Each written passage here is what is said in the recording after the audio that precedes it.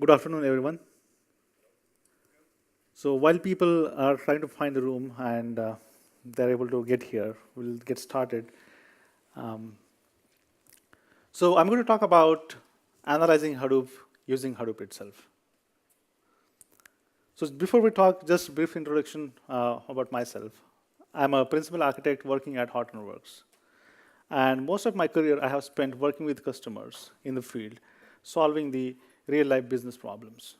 Specifically, last more than 5 years, I have been spending with customers on Hadoop ecosystem and various Hadoop components. Also, I have spent a lot of time on other technologies like Storm, Elasticsearch, and so on.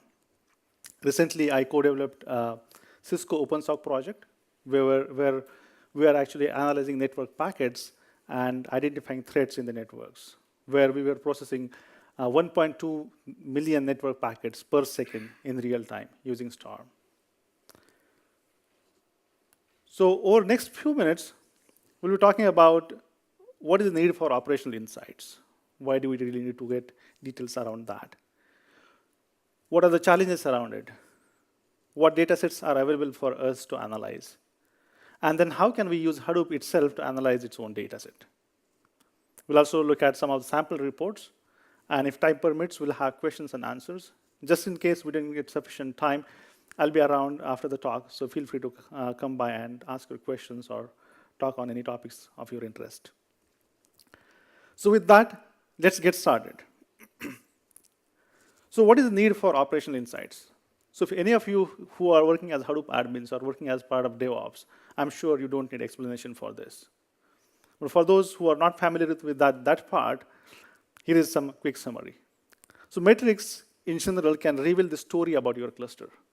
As you know, data is very powerful. Data can give you a lot of insights. And same is the case with Hadoop metrics. Once you have Hadoop metrics, it can help you understand your workload characteristics of your clusters. Especially if you are running multi-tenant clusters, it becomes even more important. These data points can help you reveal the pain points, where the problems are, where are actually things that you want to focus on. In many cases, it can help clear misconceptions. So in fact, we had one customer who was in strong belief that their cluster is overutilized. And looking at the immediate data points, it was seemingly overutilized. When we went and analyzed data in more details, what we actually concluded is it's actually not even overutilized, it's dramatically underutilized. And those kind of misconceptions can be cleared once you have data at your hands. And once you have this information, of course, this information can help you drive towards action plan and what actions can you take to make your cluster better so that you can have critical SLA management done and your cluster is becoming a really good cluster for your tenants by improving one or more of things like system reliability, increased uptime, increased performance, and tightened security. Now, it means that you need data for analysis, but what are the challenges? As you can imagine, Hadoop generates enormous amount of metrics. On very, very large clusters, it becomes even more bigger. If you have many, many jobs, more metrics. You have metrics from hosts, like resource metrics, CPU, memory, disk, network I/O, and so on. On top of that, Hadoop has many, many services and many service components. And each of these service components can generate information around JVM informations, garbage collections, transactions, performance, and so on. On top of that, some of these services have their own reports, like HDFS has FSCK reports, LSR reports, DFS admin reports, and audit logs, and so on. Also, more importantly, you have jobs that are running in cluster, and those jobs themselves are generating a lot of metrics. So you have so much data to analyze, which could be overwhelming to analyze. And unfortunately, there are not good enough tools which can help you analyze data from various spectrums. There are tools which can help you on one, but may not help on others. Or in many cases, these tools demand you to have a deeper understanding of technology to make use of those tools. So in short, the metrics that you are looking at Hadoop can appear like this conversation. So this is a conversation between two people. One is Hadoop expert, and other is Hadoop newbie. And they're talking, and let's see how their conversation goes. So the expert says, The newbie says, The expert says, ha. Then the newbie replies, uh-huh. Expert says, ahem. And then finally, newbie gets excited and says, ah. Now, if you look at this, you know all these words. You know their meanings. But still, you don't know what this conversation is about. The story is missing there, right? Even if you know some of the metrics, the story is not very obviously clear. So that's why we need some ways, some tools, or some mechanisms which can help you reveal the story and take the abstractions out and put things in the right context. We need tools that can expand what these guys are talking about and make sense out of it in your context. So something like this. So basically what these guys are talking about is, the expert is saying that Hadoop has magnificent metrics. The newbie accepts that, but he says, you know what? Hadoop metrics make me really mad. There are so many metrics, I don't know what to do with them, how to analyze them. So the expert says, don't you know Hadoop can analyze itself? Hadoop can analyze Hadoop? And the newbie gets excited. Really? You mean elucidative Hadoop?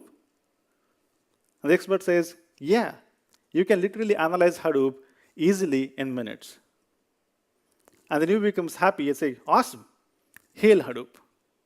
So basically, we need tools that can really reveal the story of your cluster.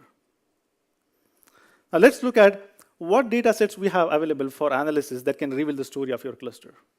There are multiple data sets that we talked about, and there are various mechanisms to analyze the data. You have Ganglia, which captures a lot of metrics from host. You have OpenTSDB, which can help you analyze certain types of data sets. But today I'm going to talk about data sets which are easily available, but largely untapped. And they can give you a lot of information and insights into your cluster with literally no development, within minutes. So we'll talk about those data sets. And these are the 3 data sets that I want to talk about today. The first is MapReduce job history log. The second one is HDFS LSR reports. And the last one is HDFS audit logs. Now let's look at them one by one. So MapReduce job history log, what is it?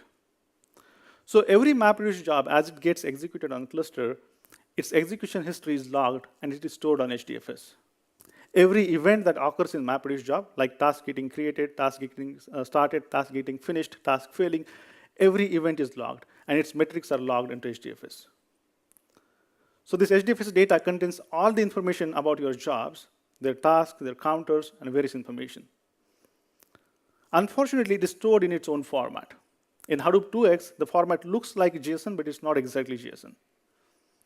But fortunately, there are APIs that you can use. So there are APIs called Rumen in Hadoop that come as part of the Hadoop distribution that you can use to analyze this data. And Rumen can give you insights into the job execution history. So this is what you can do.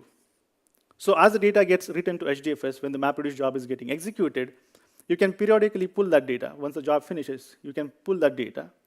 Using Rumen APIs, you can parse that data, do computations, like you look at the job counters, get various metrics like CPU utilizations, memory utilizations, and a variety of things.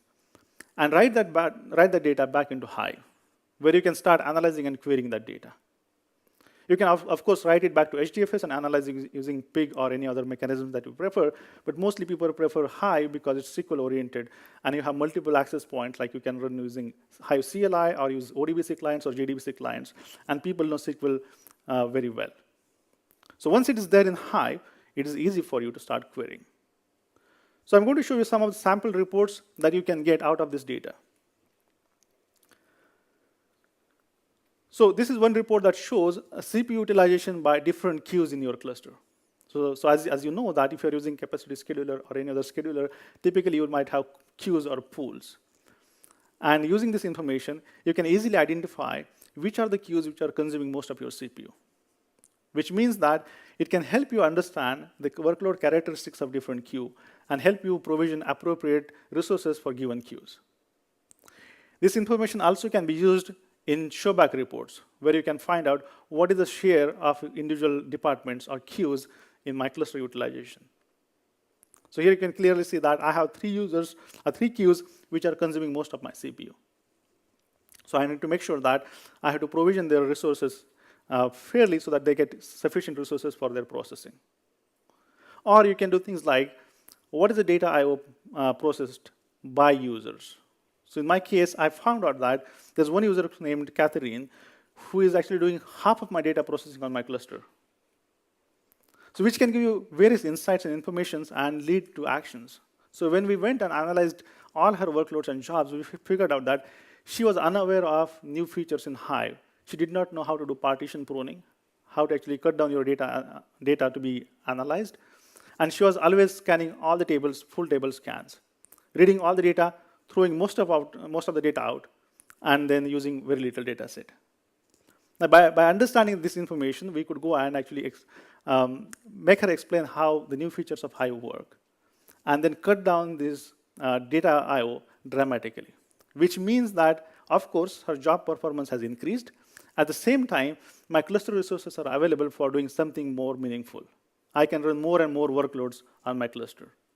So having this information can help you decide what actions to take and how can you make your cluster performance better and make it much more easier and pleasant for your tenants. Or you can find out information like, what are my job trends based on how the jobs are submitted and when the jobs are submitted.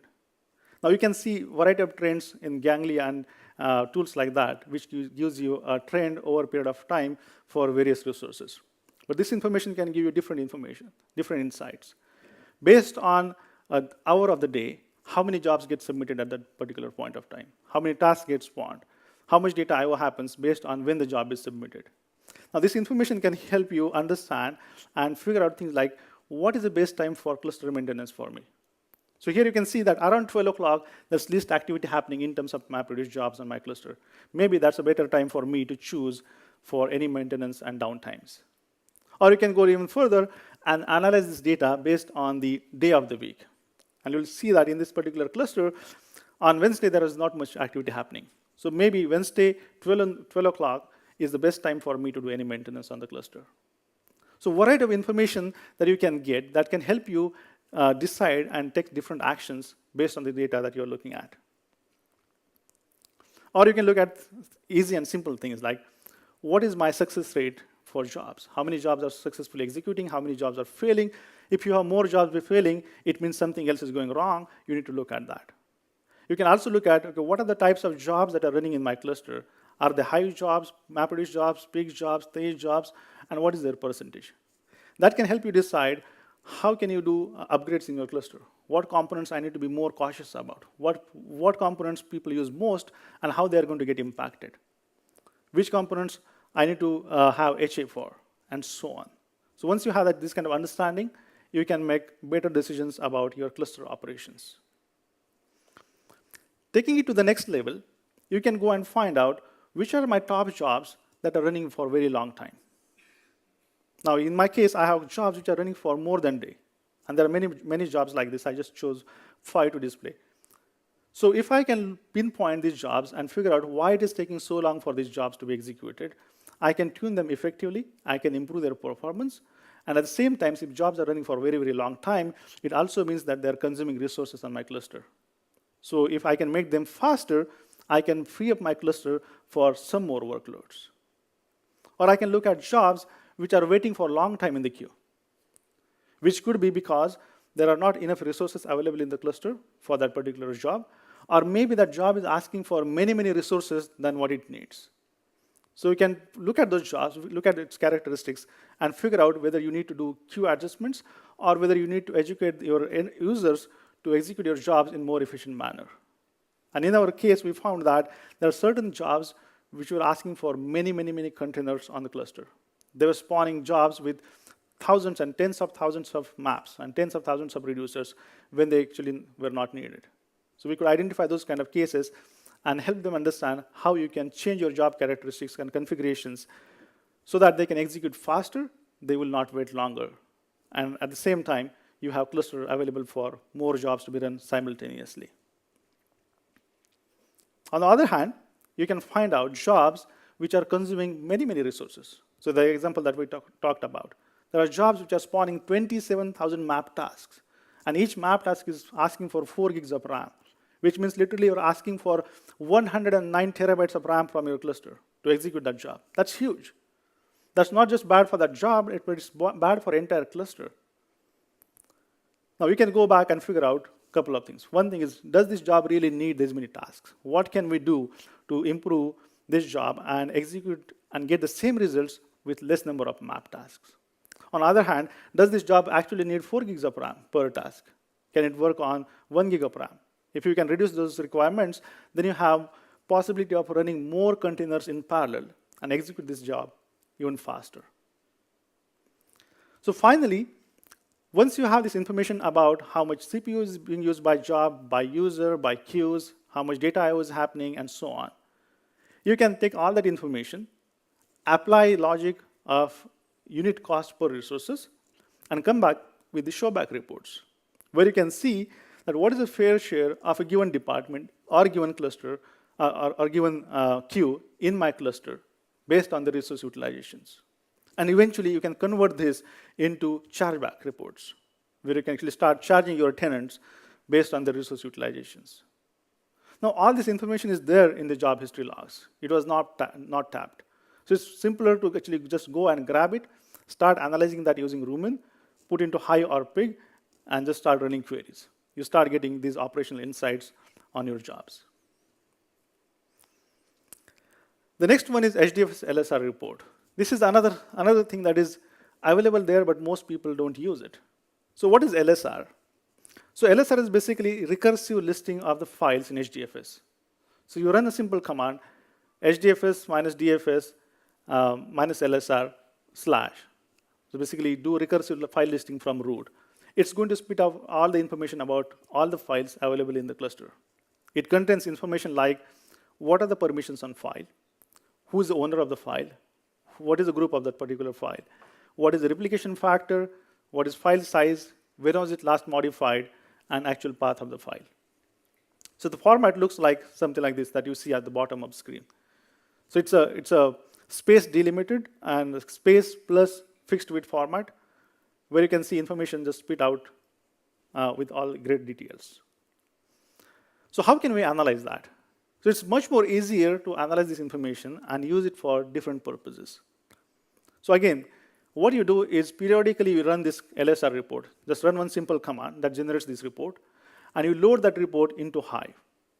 And once the report is there in Hive, you can start analyzing much more easily. And literally, you don't have to write any single Java code here. The data is available there. Hive provides you a great way of handling a variety of data formats, and you can start processing them very easily and very quickly. So this is how the Hive table definition would look like. All you need to do is create Hive table and start generating data reports and put into Hive. So I have Hive table with all the columns that map to my data that is generated by LSR report. And Hive has multiple SERDES. Basically, these are serializers, deserializers, which can transform your record into column format, no matter what the format you have. In this particular case, I'm using a regular expression SERDE, where you specify a regular expression to the SERDE, and each group of the regular expression maps to a column that you have. It's already available. It's so simple. You know regular expressions, you know Hive queries, everything is there. All you have to do is just bring these things together. Now you'll see that all my columns are string in this particular case. Even the size and date and time, all those are string columns. That's just because the regular expression SERDE works on text. So it treats everything as text. So it mandates that all your columns have to be text. But then we can simplify that by just creating a view on top of it, where you can enrich that data. So in this particular view, what we do is we also tag that information and identify, is it a file or is it a directory? Very simple. In your listing, on the permissions model, the first character indicates whether it's a file or directory. If it's a D, it's directory. If it's a hyphen, it's file. Also, for directories, there is no replication factor. So in the LSR report, you'll see replication as hyphen for directories, because directories are actually not replicated. So you convert that hyphen to an integer of 0. And similarly, you convert all your numbers from string to integers, and now you have data for analysis.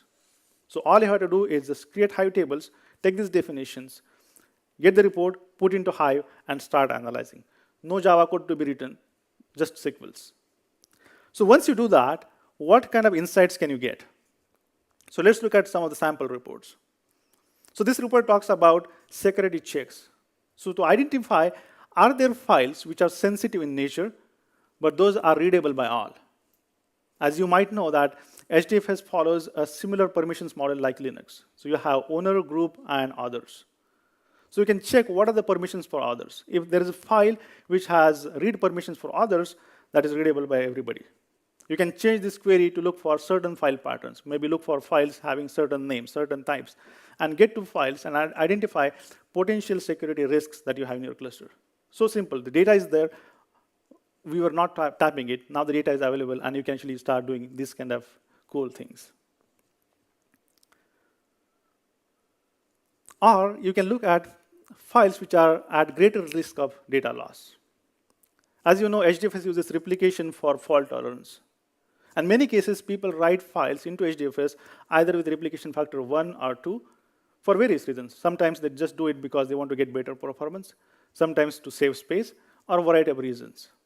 But if you are doing this, you are at high risk of data loss. If you have files written into HDFS with single replica, if you lose a disk or if you lose a host, you're going to lose that particular file.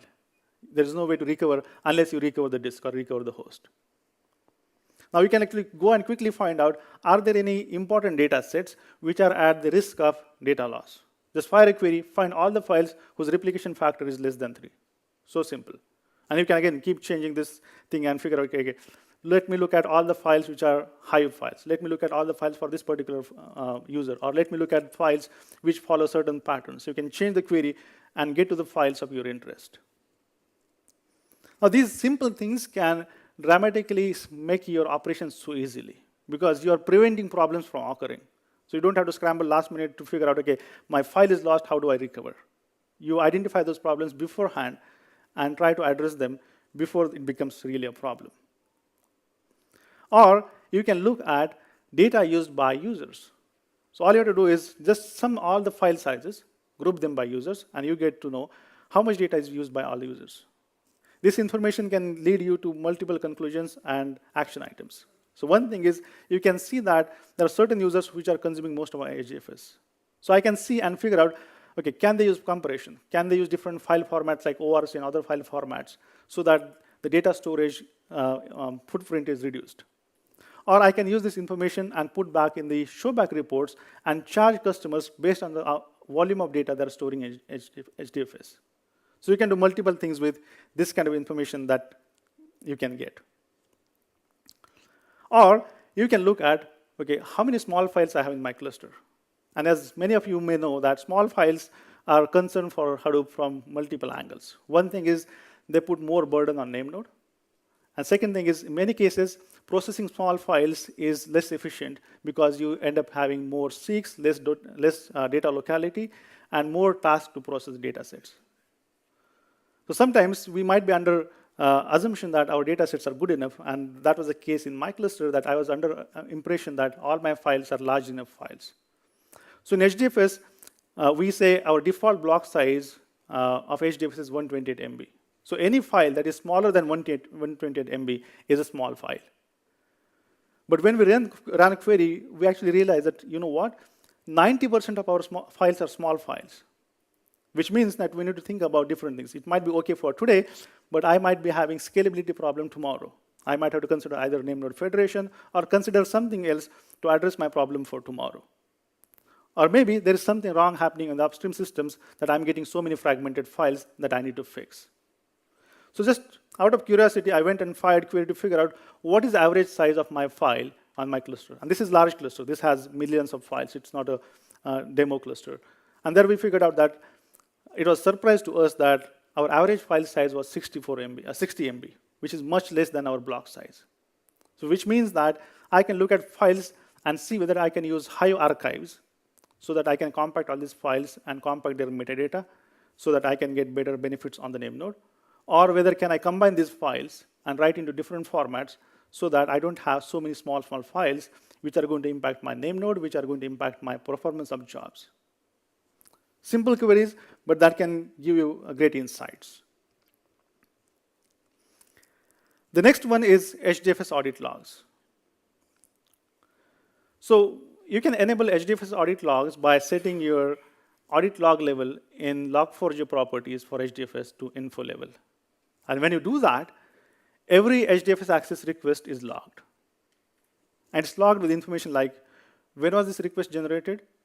Who was the user? In case it was proxied by some other user, who was the proxy user? Which IP address this request came from, the client IP address? What action was taken? Basically, the command that was executed. Was it open file, delete file, a move file, or any other commands? And the actual file name. So it follows the Log4j pattern that you can see at the bottom of screen. Now, once you have this information, you can start analyzing this information. Again, follow a similar pattern. You get data from HDFS logs. You put that data back into Hive, load it periodically. So audit log files are Log4j files. They get rolled over periodically. So as they get rolled over, you can take and write it back to HDFS. In fact, in the newer versions, if you have installed Ranger, Ranger can automatically write these files back to HDFS. So you don't even have to do this step 1 and step 2. It can automatically happen for you. But just in case you don't have Ranger, all you have to do is just take the files, put them back into Hive. And once they are in Hive, it's easy for you to start analyzing. Same pattern. You have Hive table definitions with regex survey, which is mapping your record into various columns that you can start querying. So you'll see that I have all columns that map to the data set that I have in my Log4j properties record. And those are projected through, again, using regular expression survey. All you have to do is specify the regular expressions. And in fact, the regular expressions that you have here, if you take them, they're going to work on your cluster as is. You don't have to change or tweak any of these things. You can take these definitions as is and start running. So once you have this information, what can you do? So you can run very interesting reports. So first thing is, you can identify which are the data sets which are most frequently used. And in our cluster, we have seen that there are certain data sets that have been used a lot. In last 6 months, these 3 data sets have been used for more than 5 million times. That's a great insight, which means that I can either consider increasing the replication factor of these data sets so that I have better locality and my job performance improves. Or maybe I can take advantage of the newer HDFS features like HDFS storage layers, and I can move all these files to a storage layer that is backed by SSDs. So you can take those kind of decisions once you have this information. That can dramatically improve performance of your clusters. On the other hand, you can look at all the data sets that have been written but not even touched once after they have written.